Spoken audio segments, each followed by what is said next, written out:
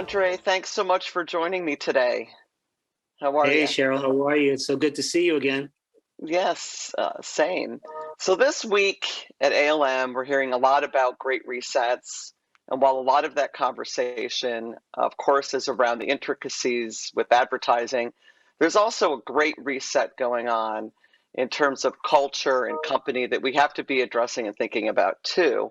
And that's how do we handle issues around race, diversity, equity, inclusion. And Adidas has been doing an amazing job really stepping in, stepping up to drive change. And I know you've been a key part of making that happen. So I thought we'd start with first telling a little bit about yourself, your title, Director of Communities, Mindset, and Culture. What does that mean? Then I'd love to get into how you and your band of 12 were able to get Adidas to make such massive commitments to drive change. So let's start with your role, Director, Communities, Mindset, and Culture. What does that mean? Wow. Well, I get that question a lot. And it's so ironic that I've been with the brand now internally for 4 years, but I've had the opportunity on the agency side, formerly at Octagon and Alloy Marketing and Media, to work on Adidas business for over a decade.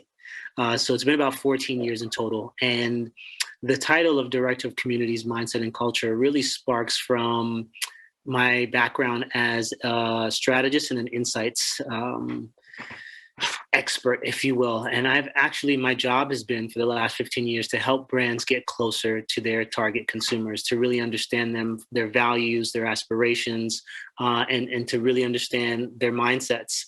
And long and the short, I had the opportunity over this decade-long period of working with Adidas to really get to know some really dynamic and amazing senior leadership at the brand, both from a global perspective and a North American perspective. And we had a new function that kicked off in New York City called Key Cities. It's really about how do you amplify what is happening globally and hyper-localize it.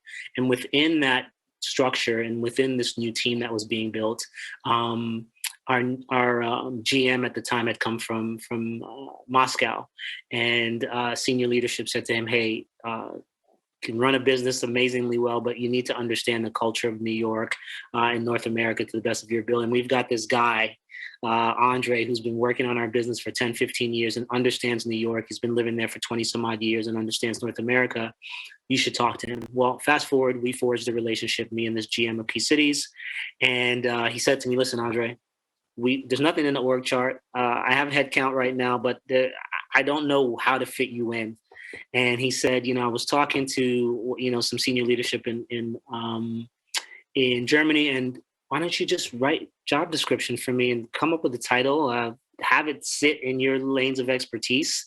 And I reached out to my former director at the time, and we cooked it up together, the Director of Communities, Mindset, and Culture. And at the heart of it, I know that was long-winded, but at the heart of it is really understanding consumer insights and making them actionable, and really being able and seeing this new space of community as a new way for brands to start to build deep emotional connections that move beyond transaction with their target consumers.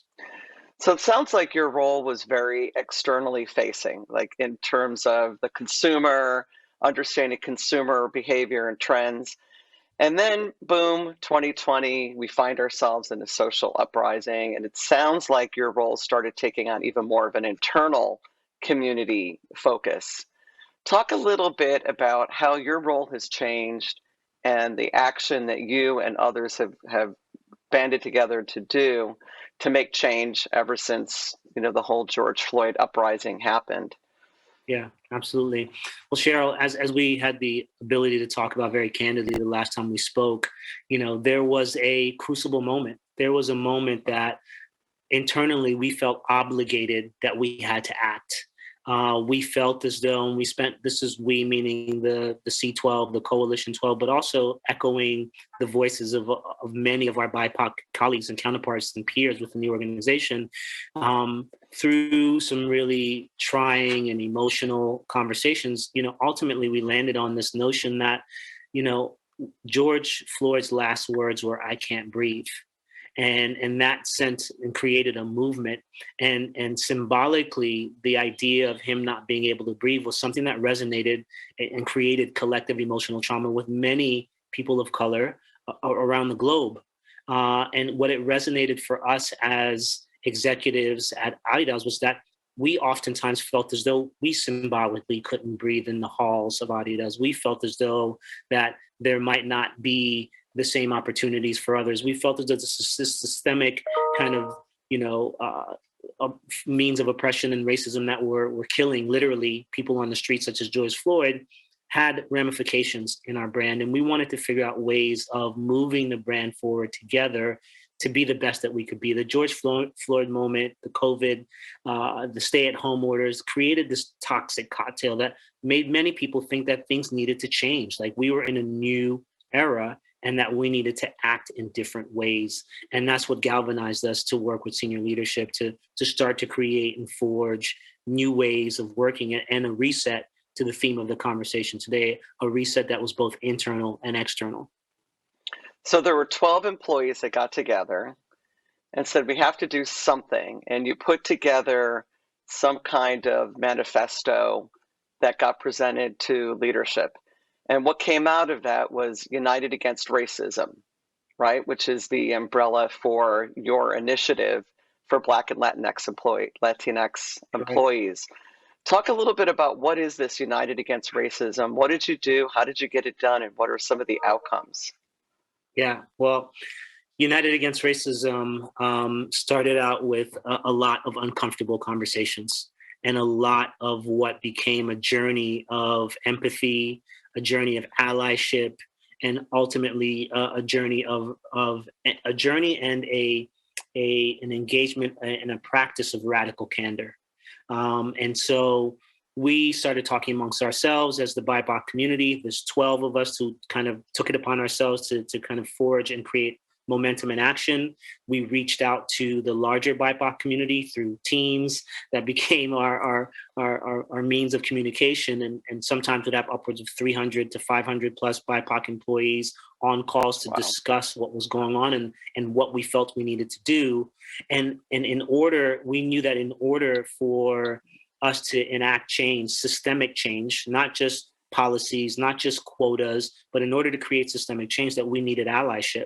And we very, very kind of emotionally and strategically chose allies, our allies within the halls of Adidas, both in North America, in Portland, and in Germany, that would help us be able to drive the systemic change. And so the process really quickly, Sheryl, was we put out an out-of-office reply in all 12 of our emails, and we encouraged the rest of the community, both BIPOC and allies, during this. We didn't know how long it was going to take. It ended up being about 15, 16 days, where we created a document that was called Our State of Emergency. And through that state of emergency document, we created a number of asks, and we painted a picture where we talked about the cultural imperative and the business imperatives of working differently, of heightening diversity and inclusion to not just something that we can check the box on, but a way of working and a way that we knew that the BIPOC community, as well as our millennial and younger generational allies, wanted to see their workplaces, wanted to see that reflection of true diversity, not just of ethnicity, but of, socioeconomic, of gender. True diversity creates innovation and creates spaces where people want to work. And so we use that as the driver to create the state of emergency. And out of the state of emergency, we had the opportunity to go and present to both North America senior leadership and global senior leadership. And that's when the United Against Racism initiative, which is a global initiative that's driving diversity, inclusion, and new ways of working within the brand, and how we also show up in the communities that we serve and that we want to build relationships with. What I'm hearing is a very key point here, which is not only did you have a group internally and allies, but senior leadership was willing to come to the table and listen. And I think that is a critical piece to your success in getting this program off the ground. I see a lot of companies where there's a lot of activity, but I don't know if they're making progress. And I think there's a big difference between the two. And it sounds like not only do you have targeted, focused activity, but there's trackability, measurability, accountability at the very top that's going to help drive progress. What are some of the outcomes, the initiatives that are underway that came out of? I know there was some big financial investments as well as Yes. commitments to hiring. What are some of the things that came out in this manifesto that the company said, we are now going to be committed to doing these things? 120%. So, Sheryl, what came out of it was, to your point, super actionable. We were super actionable in the state of emergency document. You know, we outlined a number of areas in which we needed to see this change implemented, and they revolved around creating an inclusive culture. They revolved around what our people, meaning our hiring, our talent and acquisition practices were. And then they also were coupled with the way in which that we would show up within communities. And lastly, the bucket was around this notion of accountability. So first and foremost, out of the our state of emergency document, we, the brand, acted in a way with speed and agility that I hadn't seen in my 15 years of working with the brand. They committed $120 million to be spent. That is unbelievable. 2020 to 2025. It was unbelievable to us as well. $120 million was committed to impact and to be spent strategically within Black and Latinx communities. And that came across a number of ways. And that expenditure was going to be kind of hashed out, if you will, around community, the way that we would show up and impact communities, around people and accountability, what our hiring practices would be, creating programs such as something called the Champions Program, which is really comprised of a way to kind of train prospective candidates and diverse talent slates through the recruitment process. We created a cornerstone work stream or foundation, which was really aimed at figuring out ways to kind of create and give more resources to Black and Latinx owned retail doors or our channels, and give them more tools and help them with their digital, the way they show up digitally. And then social purpose was another big kind of territory that we wanted to commit those $120 million to. And so, to your point, Sheryl, all of those initiatives are tied with very actionable KPIs, if you will, or Right. ways in which that we want to show up over the next 5 years to show traction. And there's an auditing process that's built into each one of those foundations, so we can hold ourselves accountable, not just to get this $120 million and put it out there in press and put it in the media, but able to be able to track that year after year, so we can see the impact that we're making. And ultimately, that impact is tethered to this notion of something we call the change loop. Which is really being able to kind of show this change and the impact that it's making on the ground, both from, once again, a business imperative and a business perspective, but also from a social and impact perspective. Yeah, there's some pretty big goals. I mean, aside from $120 million commitment, which is unbelievable, like 30% hiring a BIPOC population, really looking across the org to make sure that you're bringing in diversity from all different areas, not just color, race, but also different types of backgrounds, different skill sets, etc.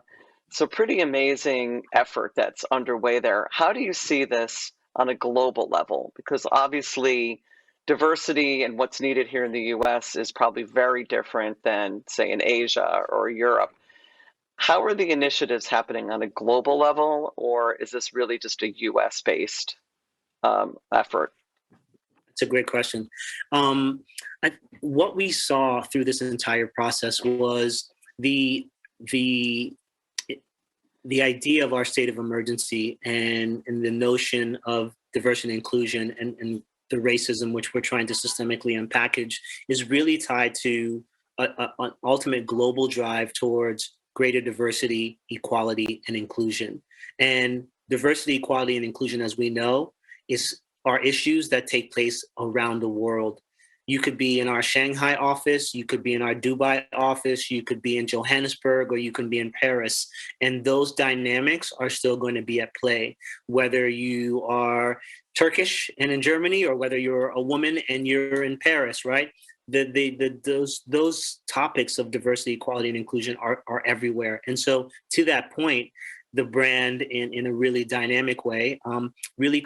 These initiatives are at a global scale. So they started as this North American thing, right? People might have seen them Right. as a North American problem or set of problems or issues, but quickly through, once again, empathy and through hard conversations and being uncomfortable, started to understand that these were global issues. And so fast forward, we have a global committee to accelerate inclusion and equality, which at the highest levels, our CEO is one of the executive sponsors of that committee. So it's a global inclusion and equality committee. We have United Against Racism Accountability Councils, which again are global in nature, right? They're comprised of employees both at the local level and at the global level. We have things such as I think it's called our Global Day of Global Inclusion. Once again, we've used the spark and the trauma of what happened here in the States to elevate this idea of D&I to be something that can be impactful across the organization and hopefully impact generations to come, but also impact our industry, right? And in the world in which we live in, but our industry, so we can be a model of walking the walk, right? Putting our money where our mouth is one thing. Like, once again, we've all seen the space. We've been in this space for a very long time, whether it's the Me Too movement or whatever the movement du jour is. Right. Brands and people dump money on it, right? And then they walk away. And oftentimes you can't really see the impact other than a few token new women who are foisted into new positions or new BIPOC individuals who are foisted into new positions, right?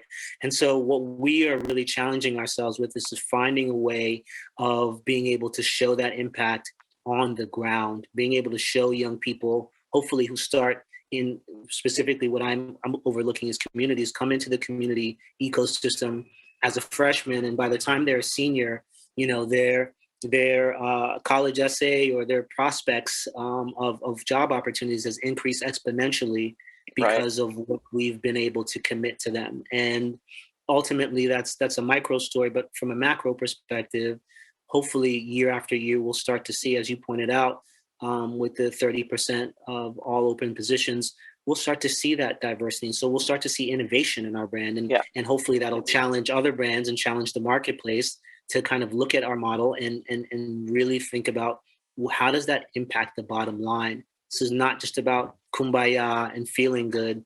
It's about, ultimately, we're all business people. We want to impact the bottom line. It's actually good for business is what you're saying. It's not just the right thing to do, but it's a good thing to do. So we have just a couple minutes left. I'd love for you to do some quick, our audience here is made up of a lot of marketers, media companies. Are there a couple suggestions of things they could be doing very quick and holding their own companies accountable in this drive towards change? Yeah, I would definitely say, first and foremost, the biggest resource before you go and hire outside agencies that sometimes are needed, listen to your employees. You have the most powerful resource, although they might be small. You have the most powerful set of insights that you need in your organization. They're there, they're committed, they show up every day, and they have a perspective that can help you move your brand forward or your organization forward in ways that are dynamic and once again that those outsiders might not have as much of a connection to. So number one, listen. I'd say number two is get comfortable with being uncomfortable. Like, there's conversations that need to be had and that will make non-BIPOC peers feel uncomfortable. But through that uncomfortableness, we will understand different ways of working and ways in which that we can be better together. That's another one. And then I think, I'd maybe leave it on the note of like allyship and really starting to unpackage and understand what allyship looks like and how allyship can be put into practice. And then my last piece is that D&I and issues of racism, those things aren't fixed. Right? These things are evolving in their journeys. Yeah. And the first step is us understanding that we're going to go on a journey together and that there's not going to be one solve. There's no silver bullet. And we have to continue to hold hands and hold ourselves Yep. accountable. André, fantastic advice. And I'm so impressed with the work that you and your peers have done and the effort that Adidas has committed to. I can't wait to come back next year and see how all the progress, like what happened with that 120 million, how was the hiring. So we will check in again and see how all of this effort has paid off. Thank you so much for your time. Really appreciate it. Thank you so much, Sheryl. Looking forward to it. And I'll take you up on that so you can hold me accountable. Let's talk again next year.